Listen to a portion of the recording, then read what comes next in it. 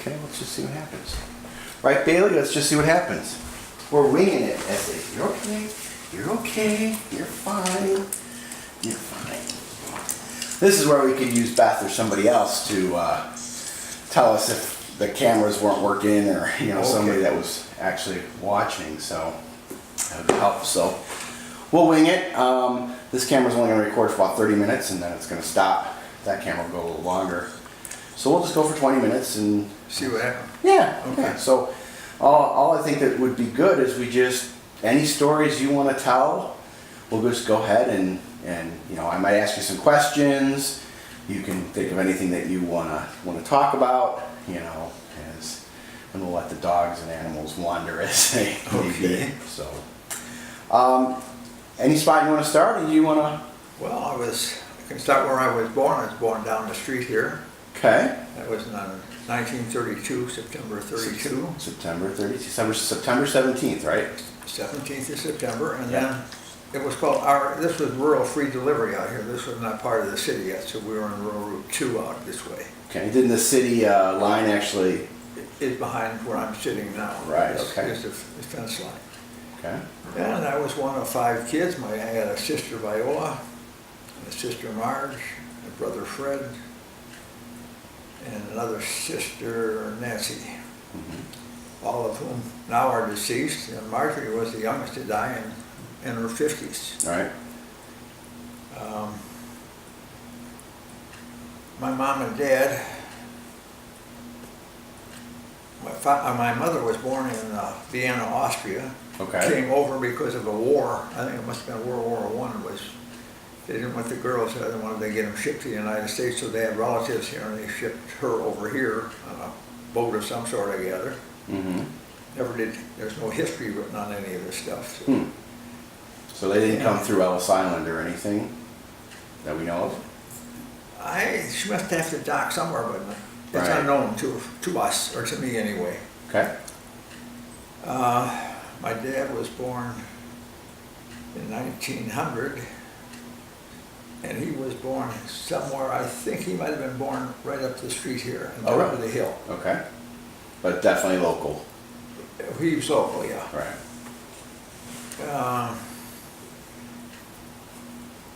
Next, I went to Emmanuel Lutheran School from 1938 to 1946. Right up the street here on the west side of McHenry Avenue. It's about 1 mile from here, up the street. Did you walk to school? We walked to school, and we walked back.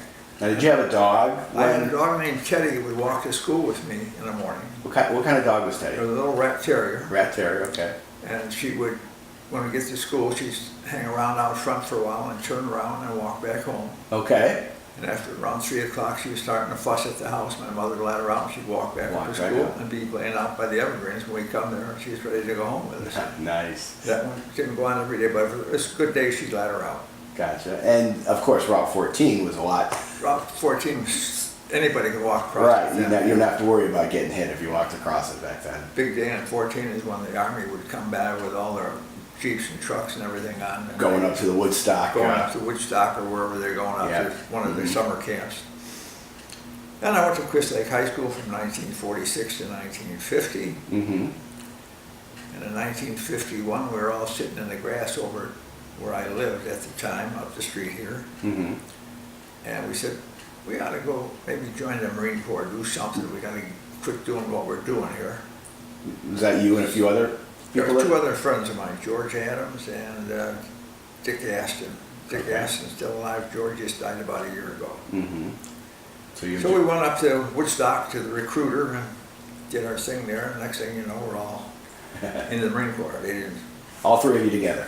All 3 together. But when it come time to leave Crystal Lake, each one of us is put on a different train. Okay. A different day. Yep. Ended up in a different building, a different battalion, different. So no way we were ever together again. Never all the again. time we were stationed. We could see each other on weekends or something, but we couldn't. They didn't want us together as I guess. Or it just happened that way. Just happened that way. After that, I came back to Crystal Lake, and I had attended Elgin Community College. and we spent too much time drinking beer at noontime. And I can remember the professor or teacher I had, it says, explain the American despot. And I sat there and thought for a while, a despot, that's how you spell depot, D-E-S-P-O-T. I couldn't. Right. I just got in trouble there. So about after a month of school, I decided to better get into the trades. That's what our high school had.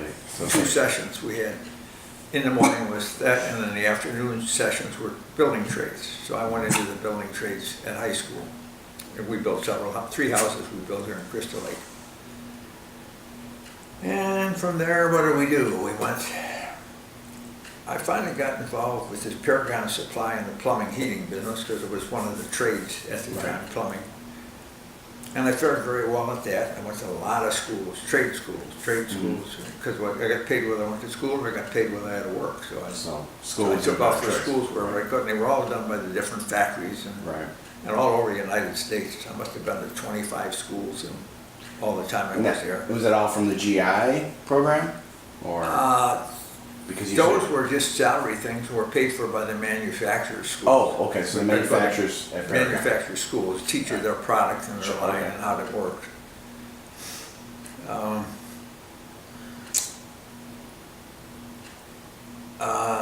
Trying to think of where I'm going to go from here. My jobs I had before I left high school, I started working in a place called Jimmy's Place on Highway 14 where I was making ice cream. Okay. And we made it in 2.5 gallon buckets. And my job was to wash them big buckets made out of aluminum. And I could have all the ice cream I wanted to eat, and after about 3 days, I didn't want it anymore. So, right. So where was Jimmy's up Jimmy's on 14? Place now is called, it's a restaurant on 14, Andy's. Andy's restaurant was Jimmy's Okay. Place. Gotcha. Most days. Yeah. Like Dole and 14. And I was getting 35 cents an hour Okay. for after school, 2 hours after school, Gotcha. 6 hours on the weekends or something like that. So there's a guy next door thought I could do work at there was a National Tea Store right next door. All right. So in 1946 to 49, for 35 cents an hour, he offered me 65 cents, but I had to join a union at the time. Gotcha. Retail Clerks International Union. Retail clerks. So I worked 3 years there, and now I was graduating out of high school, 1949, 1950. I had part-time jobs here and there. Mm-hmm. From there, I went to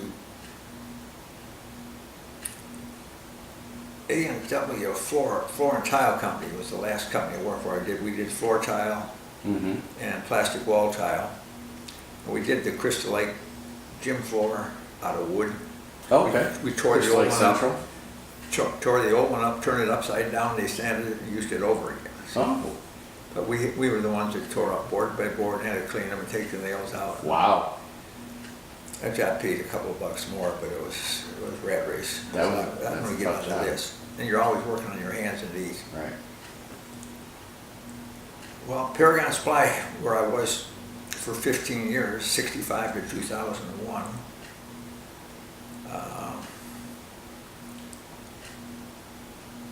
I had an offer from a competitor down the street would pay me almost twice as much as I was making. I said, I'm gone. So I went over to Crawford Supply Company. Right. Worked from, that was Paragon. Yeah, I started out, Inland Supply Company was the first one. Okay. Second one was Paragon. Now the third one is Crawford Supply. Right. And I worked there from 2001 to 2007 and retired. Right.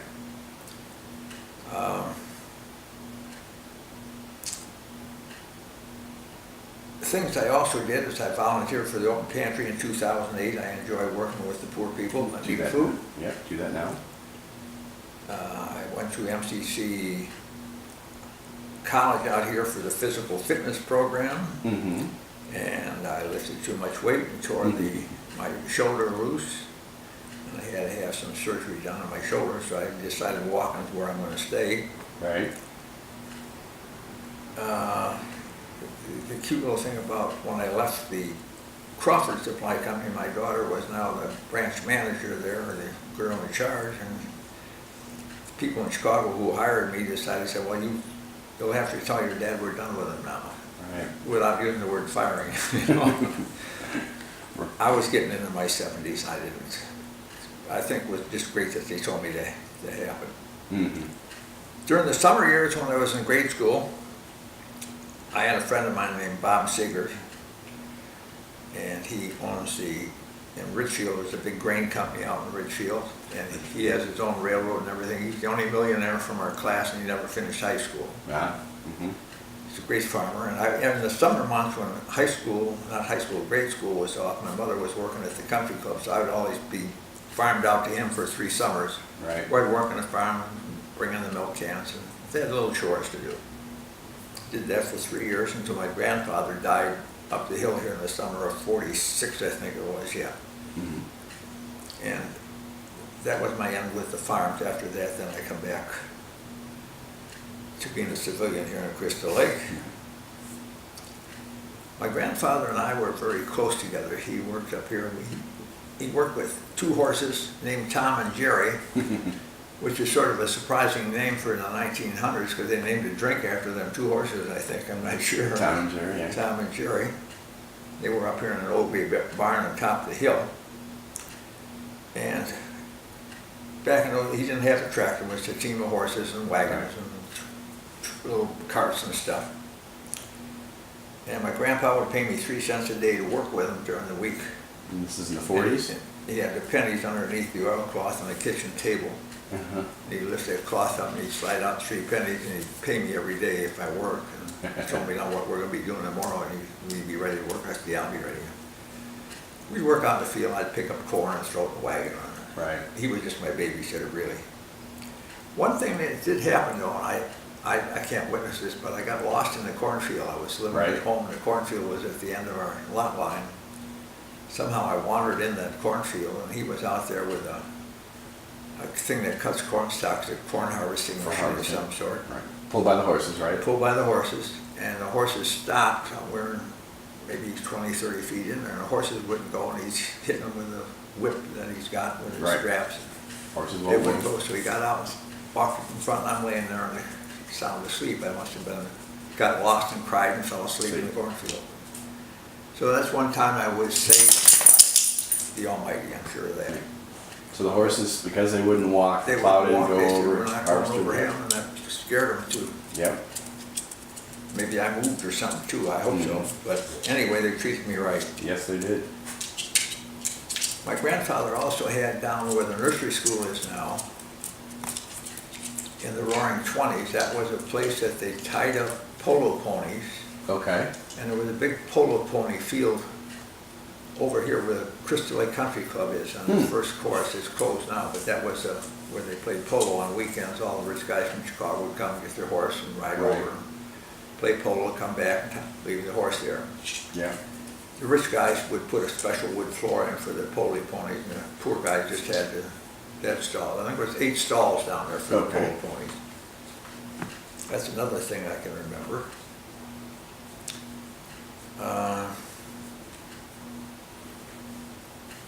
As I was working in the plumbing industry, I also worked as a executive secretary for the Plumbing Contractors Association. Right. And I was in that from 1967 to 2005. Mm-hmm. And my job there was to write minutes and set up parties for them and set up their luncheons and meetings and all that stuff. And it turned out to be I was getting like $350 a month on the side for doing that, plus all of my expenses paid. And we'd go on trips all over the United States, and I could take my kids and family along, all at the expense of the plumbing contractors and the union took care of that for me. Nice. I thought that was pretty good. That was a good deal. That helped me raise the kids and give them something to do. I did work with teenagers a lot at church. I had a group in Elgin from 61 to 65, and we called it Teen Table Talks. And what we do is get around the table, 8 or 10 of us, whatever it was, that came to church on Sunday after regular church.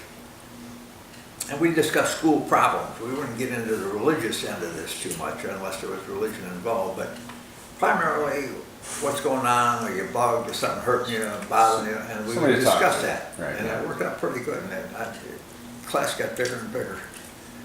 So I come to Crystal Lake and everybody up there heard about what I did over there, so Right. they made me start one here. So I was in that stuff for about 20 years over at the church, along with other duties over there too.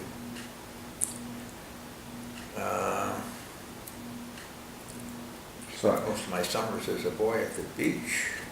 you know, we know that you're really good with drawing and whatnot, but I heard a story about you painting legs, painting stocking lines.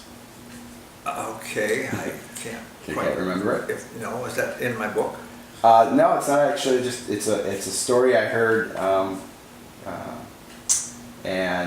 where I think your sisters were going out. Okay. Oh, and Okay, all right. stockings and- Now it's flashing bands. Yeah, This was stockings. nylons. Nylons, Nylons were yes. not available during World War II. right.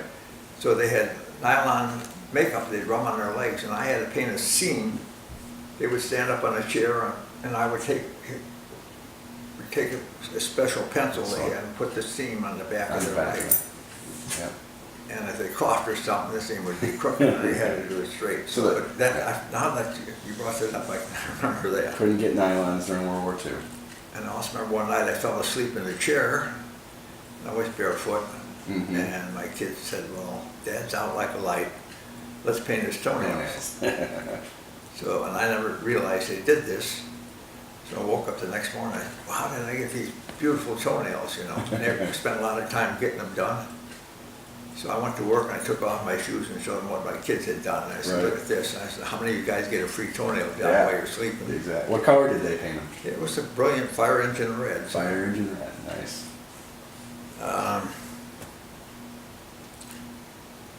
I'm trying to think what other things I could mention.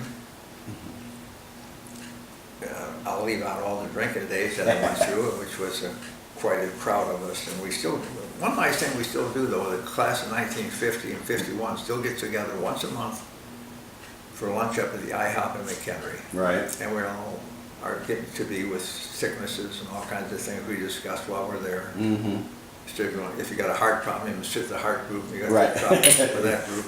Low sodium table over here. And that's worked out real well. We're, in April next year, we'll be celebrating our 100th consecutive month that we've been doing this. Nice. And it grew from a party of, originally it was 4, then it was 6 and 8. Now we're getting 25 to 30 every time, and they just keep bumping tables together for us when we're there. And Nice. sometimes if we get bigger than that, like up as high as 40, they'll put us in booths. That's all we can do. Right. 2 tables and booths. Yeah. And one nice thing about that is there's no alcohol there, so Right. it's strictly a social thing, and that's Social what we're trying to get done. So. Yep. And here's my life in what, 5 minutes? Yeah. No, we've been talking for almost 20 minutes. Good. So, That's, let me check the cameras just to see how the all right. cameras are looking. And I'll just go through here and see if there's anything else I want to mention here. Well, I think I said this is a trial run. We'll go ahead and do it again.